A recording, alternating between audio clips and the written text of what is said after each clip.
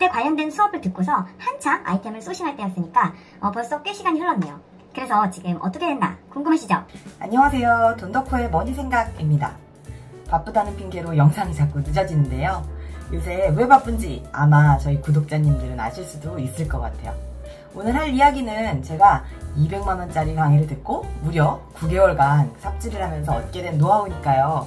영상 끝까지 보시면 200만원짜리 노하우를 무료로, 그것도 한 단 10여 분 만에 얻게 되실 수 있을 거예요.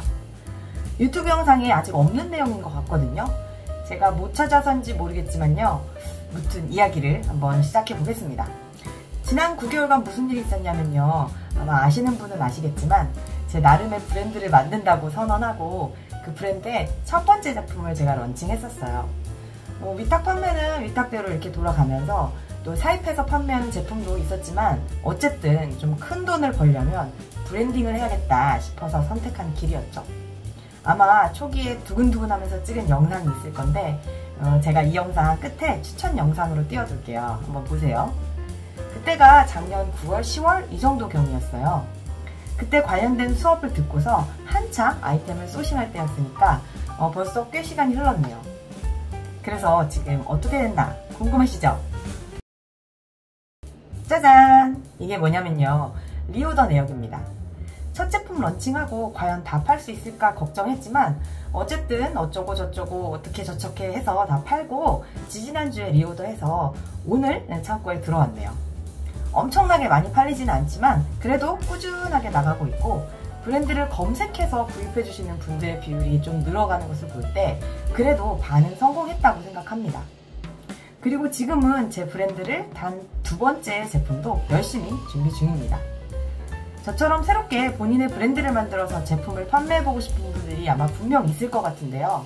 제가 여기까지 어떻게 왔는지를 또 강의를 듣고 제품을 만들어서 팔면서 알게 된 저의 노하우랑 프로세스에 대해서 말씀을 드려볼게요.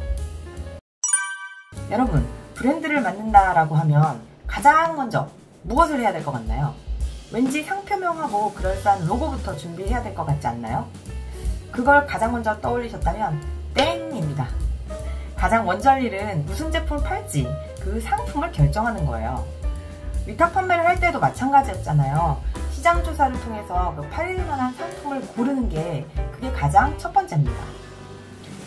이 상품 소싱에 관한 건 말하자면 사실 몇 시간을 해도 끝이 없으니까 우선 판매할 제품을 골랐다고 쳐볼게요. 박람회 같은 곳을 간다면 사실 더할 나위 없이 좋겠지만 우선은 1688이나 알리바바 이런 게 저희 같은 개인 셀러가 가장 접근하기 쉬운 곳이겠죠.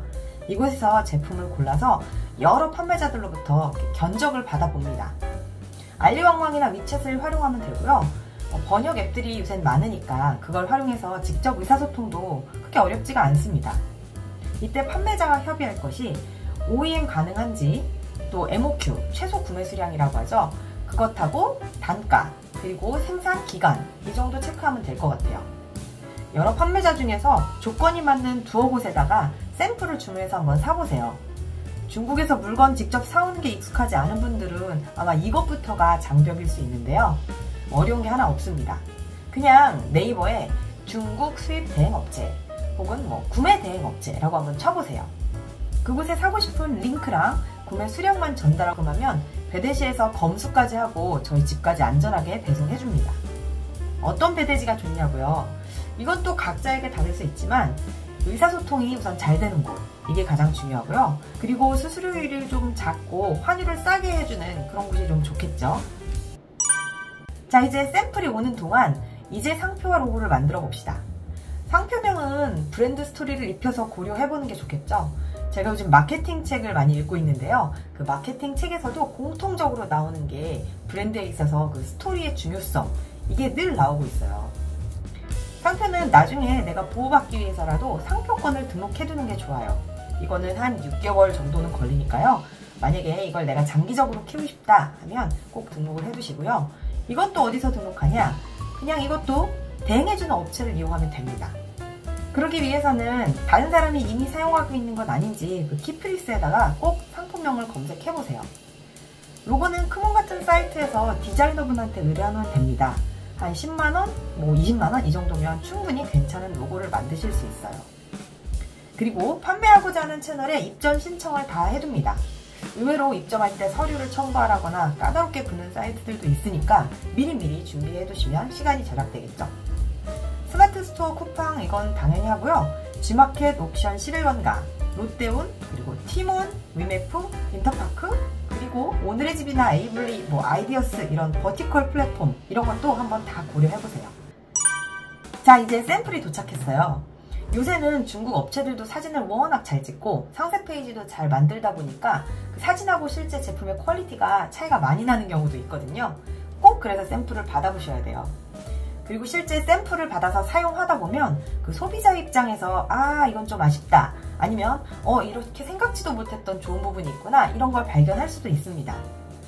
샘플이 어느 정도 만족스러워서 제품을 확정하고자 하면 이제 업체에 본격적으로 로고를 새긴 OEM 샘플을 신청하세요.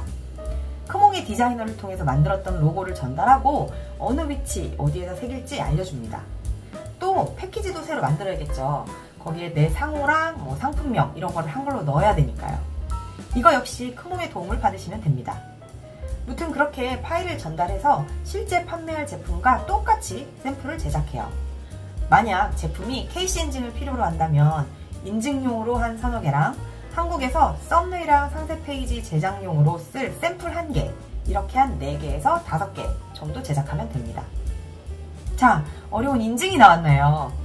인증을 받아야 하는지, 또 받아야 한다면 어떤 인증이 필요한지, 이거는 1381 표준정보센터에다 전화해서 물어보면 친절하게 알려줍니다. 아니면 인증 대행 전문업체에 물어봐도 돼요. 요새는 룩이라는 어플도 있으니까 손쉽게 인증 여부를 확인할 수 있고요. 견적도 받아볼 수 있습니다. 꼭 인증이 필요한 제품군에 대해 간단히 말씀드리면 배터리가 들어가는 전기 제품들, 이런 거는 KC 인증, 전파 인증, 또 어린이 제품은 어린이 안전 인증, 디퓨저나 향초 이런 생활화학 제품 인증도 있고요. 식품이 그 제품하고 직접 닿는 경우에는 C검도 필요합니다. 비용도 제품에 따라서 천차만별이지만 품목당 적게는 7, 80만원에서 많게는 한 200만원, 300만원 정도까지도 있어요. 직접 인증 신청을 해서 받을 수도 있지만 사실 이 역시 대행해주는 업체가 많으니까 저는 그냥 수수료를 좀 내고 그쪽에 일임하는 편을 추천합니다. 잘 따라오고 계시죠? 자, 지금까지 샘플링을 한 거예요. 이제 인증까지 받아서 인증번호가 나오면 본 발주를 해야 돼요. 드디어 목돈이 들어갑니다. 보통 중국에서 OEM을 하려면 한 1000만원 정도는 예산을 요구하는 것 같아요.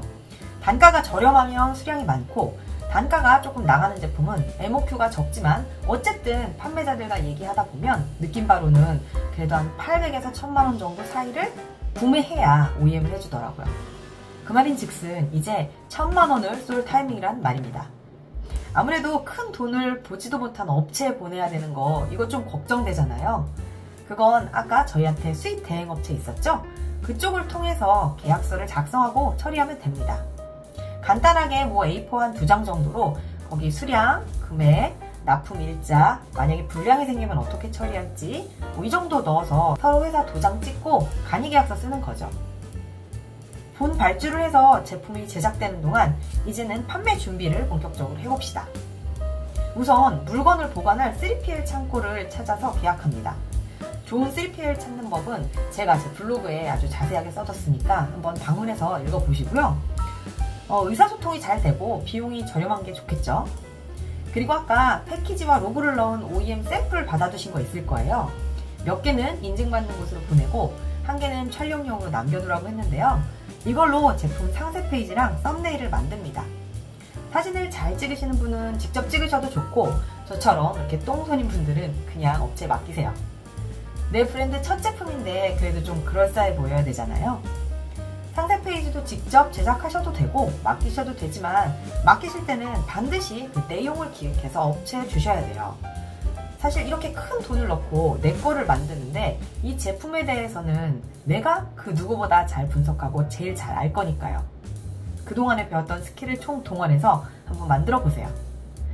저는 사진 컷도 구체적으로 이미지 이렇게 찍어주시고 이런 면이 나오게 해주시고 그 이미지 아래에는 이런 텍스트를 넣어달라 까지 구체적으로 작성해서 디자이너분한테 전달지었었습니다. 어떤 디자이너요? 크몽이요.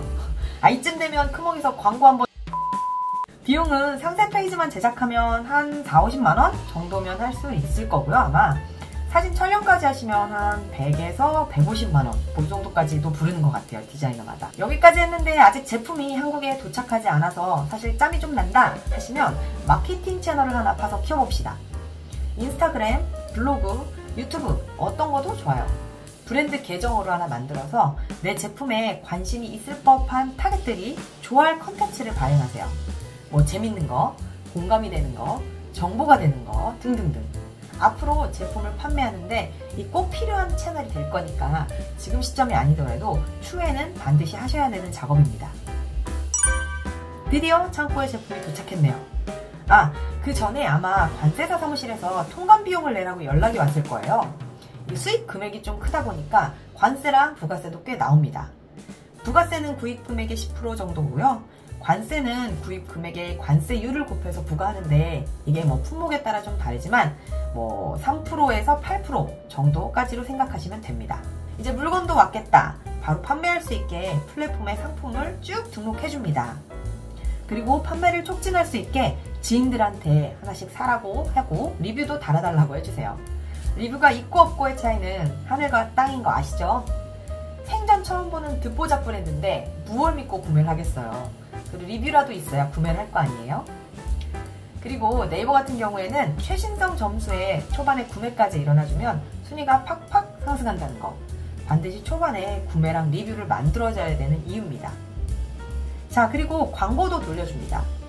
네이버 CPC 광고도 하고요. 쿠팡에 자동 AI 매출 광고도 하시고 그 밖에 입점한 오픈마켓들에도 광고를 돌리세요. 광고를 돌려야 초반에 매출을 일으켜서 각 플랫폼의 자연 노출 순위도 상승시킬 수 있습니다. 다시 말하지만 구매를 통한 리뷰도 얻을 수 있고요. 로아스가 안 나온다고 해도 초반에는 투자라고 생각하고 과감히 돌려주세요. CPC 외에 페이스북이나 인스타 광고도 해보세요. 내 고객이 모여있는 곳이 어딘지 파악을 하시고 그곳에다 광고를 하는 겁니다. 네이버 카페, 네이버 밴드 이런 커뮤니티에도 노출하시고요. 지식인도 찾아서 답변을 달아주세요. 블로그 체험단이나 인스타그램 체험단도 진행하세요. 여유가 된다면 오프라인 홍보 채널도 활용하시고요.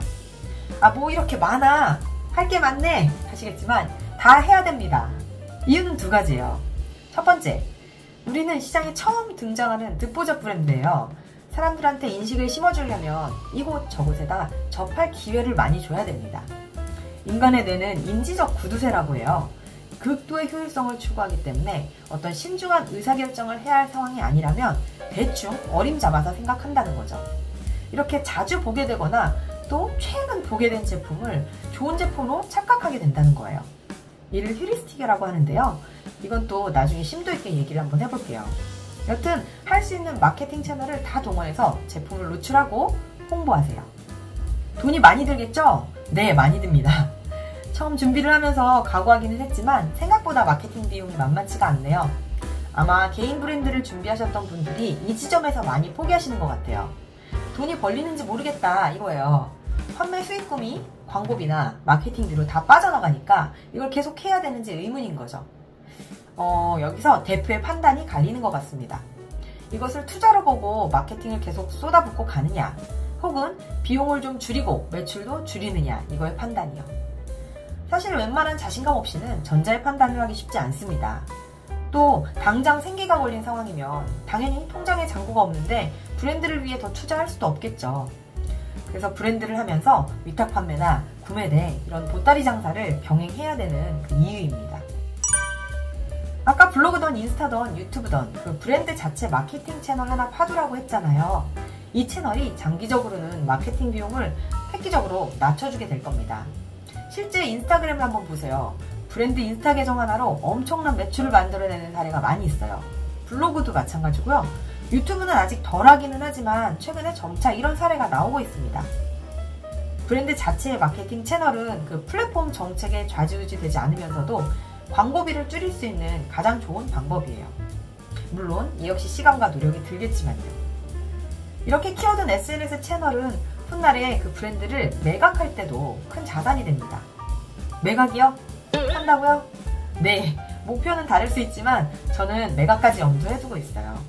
최근에 김승호 회장님이 스노우폭스를 8천억에 매각하셨더라고요. 기업을 매각하는 것이야말로 진정한 졸업이라고 사장학개론 책에서도 말씀하셨죠. 이런 시나리오로 저는 달리고 있습니다. 어떠세요? 개인셀러가 브랜드를 만드는 과정 대충 감이 오시나요? 간단히 정리하면 시장조사를 통해서 판매할 물건을 고르고 상표랑 브랜드 스토리를 만든 로고를 입혀서 샘플링을 하고 검수를 한다. 그리고 다양한 마케팅 채널을 통해서 홍보하고 판매하며 자체 마케팅 채널을 꼭 갖자라고 말씀드릴 수 있겠네요. 사실 각 단계마다 필요한 잔기술들이나 디테일들이 좀 더 있긴 하지만 오늘 영상은 개인셀러가 브랜드를 만들고자 할 때 어떤 프로세스로 진행이 되는지 그런 감을 잡는 데 도움이 되셨으면 해서 만든 영상이고요. 반응이 좋다면 이와 관련해서 제가 또 추가 영상들을 만들어 볼게요. 진행하다 보면 새로 처음 해보는 일이 계속 생깁니다. 모르는 건 저도 책이나 강의나 유튜브나 이런 거 통해서 배우고 또 적용해보고 실패하고 또 그 과정에서 또 배우고 제가 브랜드 만들겠다고 처음 강의 듣고 발주한 물량을 소화하면서 배운 게 한 1200만 원 정도 되거든요. 그 노하우를 지금 여러분은 단 15분? 이 정도 만에 얻게 되셨네요. 도움이 되셨다면 구독과 좋아요 꼭 눌러주시고요. 주변에 브랜드를 만들고픈 개인셀러들한테도 공유 많이 해주세요. 앞으로도 유익한 영상으로 찾아뵙도록 하겠습니다. 부자 되는 그날까지 돈덕후의 돈덕질은 계속됩니다. 감사합니다.